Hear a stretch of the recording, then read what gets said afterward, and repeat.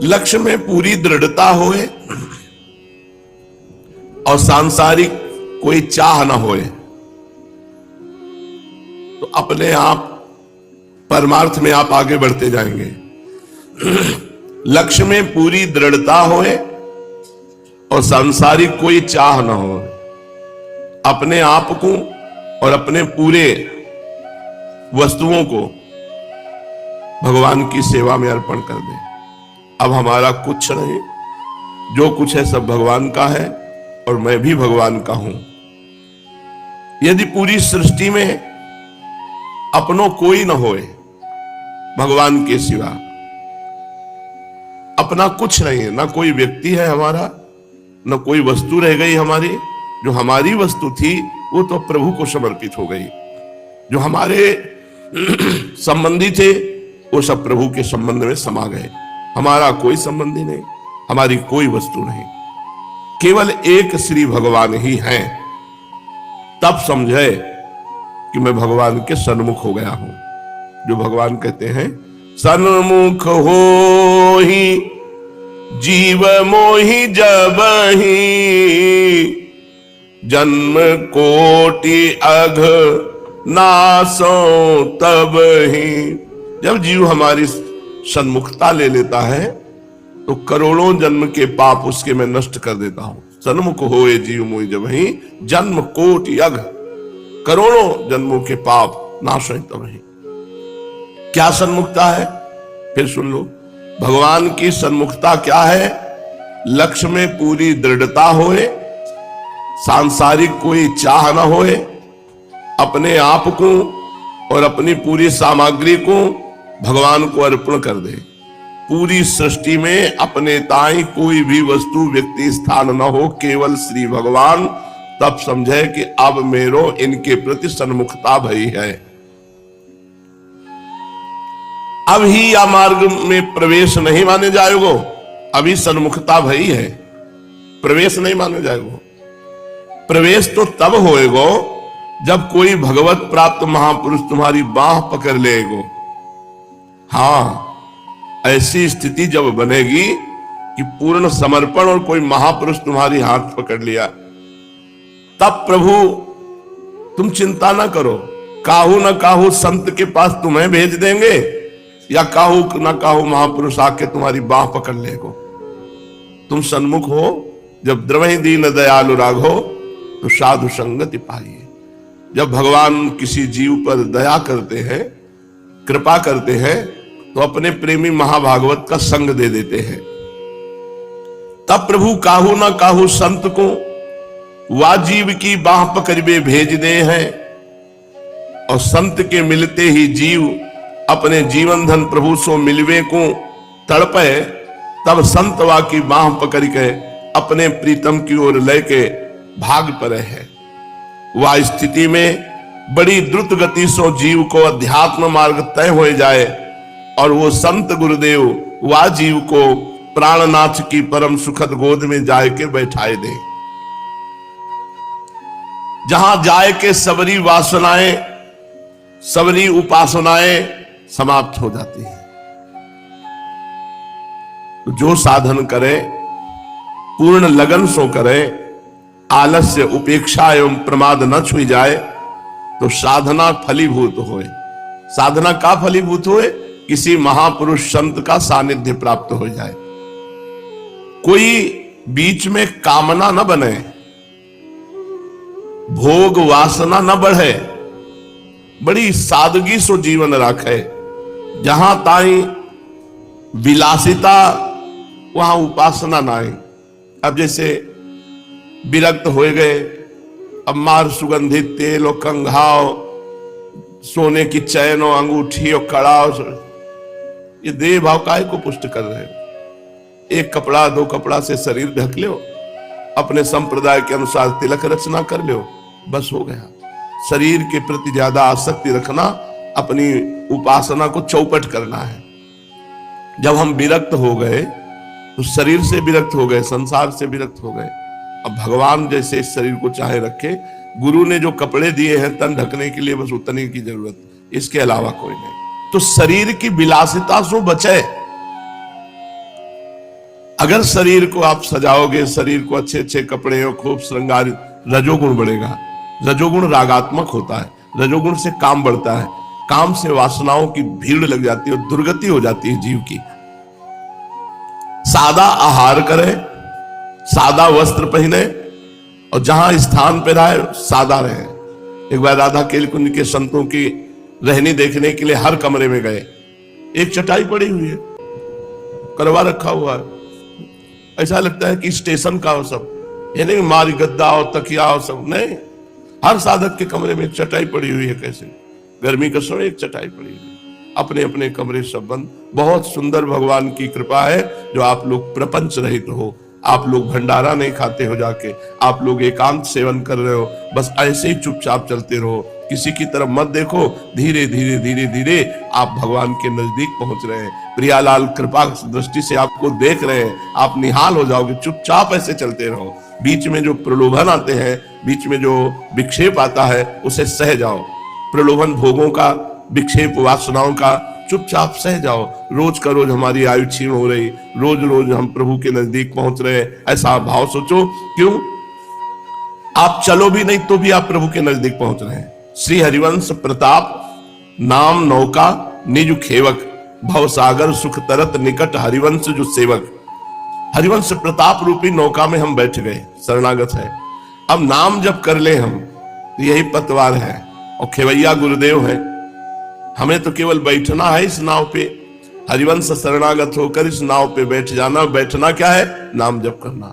हरिवंश नाम बिसरे न छिन, श्री हरिवंश सहाय भल, हरिवंश भरोसे भय निडर, सुनित गर्जत हरिवंश बल। नाम जप न छूटे। नाम जप करने का मतलब है हम नौका पे बैठे हैं और श्री जी तक हरिवंश प्रताप रूपी नौका पहुंचाने के लिए स्वयं हरिवंश रूपी गुरु खेवैया है, वो खे के हमें पार कर रहे हैं। सादा आहार करे, सादा वस्त्र पहने, सादा स्थान में रहे और अपने को कभू संत न माने। कभू संत सबको मान दे, स्वयं अमानी रहे। अपने को त्यागी, बैरागी, तपस्वी, ज्ञानी, भजनानंदी, प्रेमी न माने कि मैं बहुत त्यागी हूं, मैं बैरागी नहीं। सबके चरणों में झुको, सबही मान प्रद आप अमानी। दिखाईवे के ताई कोई साधना न करे। कुछ साधनाएं दिखाने के लिए होती है। अगर आप एकांत में भजन करते हो तो आपका कोई दिखावापन ना हो। बोले 12 वर्ष से अमुक चीज नहीं खाएंगे, 12 वर्ष खड़े हैं, ये सब बाहरी बातें हैं। हाथ की सार्थकता है ठाकुर सेवा करो, जबान की सार्थकता है नाम कीर्तन करो, भगवान की लीला कथा गाओ, एक एक अंग सार्थक कर लो भगवान से जोड़ करके। संसारी प्राणीन के साथ व्यवहार पल मात्र को न रहे। ये जो भगवान से विमुख विषयी पुरुष है, इनसे पल मात्र का भी व्यवहार न रहे, इनसे हमारा कोई संबंध न। बड़े छली कपटी गंदे परमाणु वाले, दूर से भगवत भाव करो, इनसे मित्रता मत करो। इनके रोम रोम में विषय भरा हुआ है, अगर ये छू गए तो तुम्हारा परमार्थ ले जाएंगे। वृंदावन के वास को जिनके नाहि हुलास, तिनको परस न कीजिए, तज ध्रुव तिनको पास। छूने तक के लिए मना किया गया है। तो एक पल हूं मात्र को व्यवहार संसारी प्राणी सो न होए, जो भोगी पुरुष है। आसक्ति कहूं न हो न पावे, साथ ही सब यही समझे कि हमसे बड़ा प्रेम करे हैं। व्यवहार ऐसो रखो कि सब समझे हमसे बड़ा प्रेम करे हैं। और काहू से नहीं, सबके प्यारे सबसो न्यारे, ऐसी रहनी रहिए। साधु कैसा? बोले सबके प्यारे और सबसे न्यारे, ऐसी रहनी रहिए। सर्वथा मिटानो है व्यर्थत्व, समय हमारा नष्ट न होने पावे, एक एक मिनट भगवान में व्यतीत हो। स्वभाव अति उत्तम बने, सतत यही करनो है, यही कहनो है, यही सुननो है, यही विचारनो है कि हमारो समय व्यर्थ न जाए। हर समय हम भगवान की एक एक वृत्ति भक्ति में जोड़े।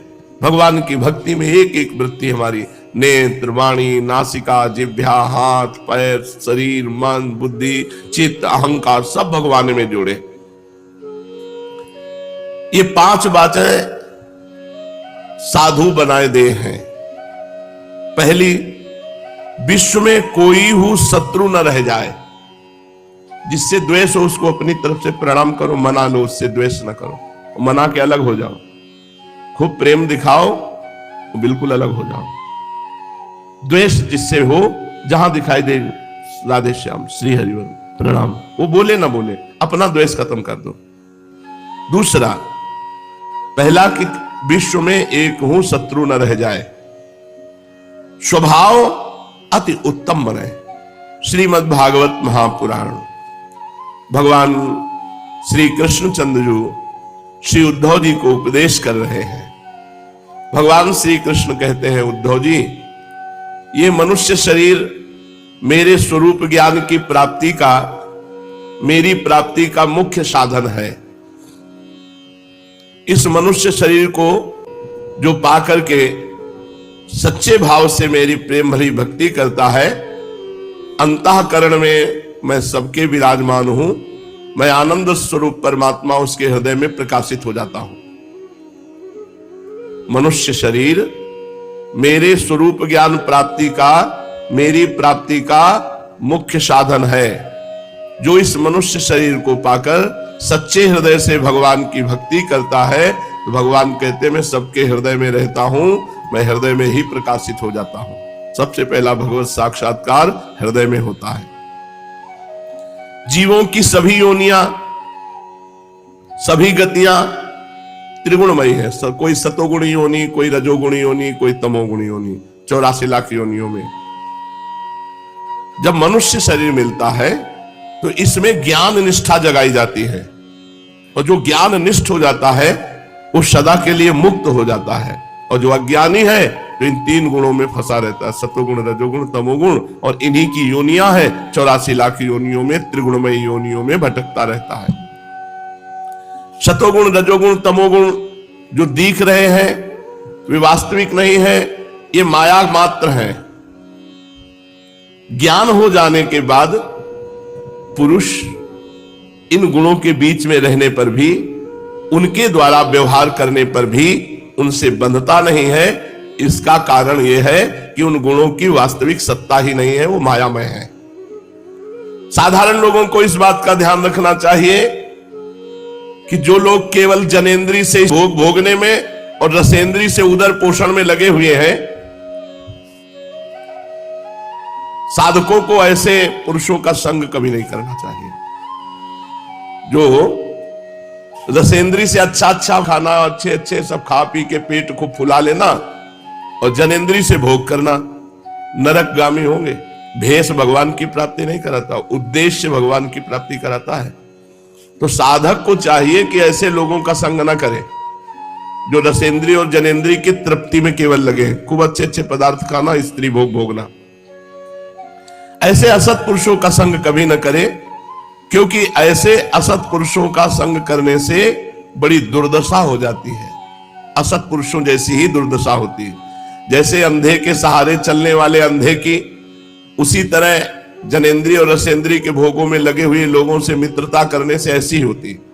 जो जनेंद्री और रसेंद्री के भोगों में रमण करने वाले हैं, ऐसे लोगों का अनुगमन न करे, ऐसे लोगों का संग न करे, नहीं वैसी ही दुर्दशा होगी जैसे अंधे के सहारे चलने वाले अंधे की।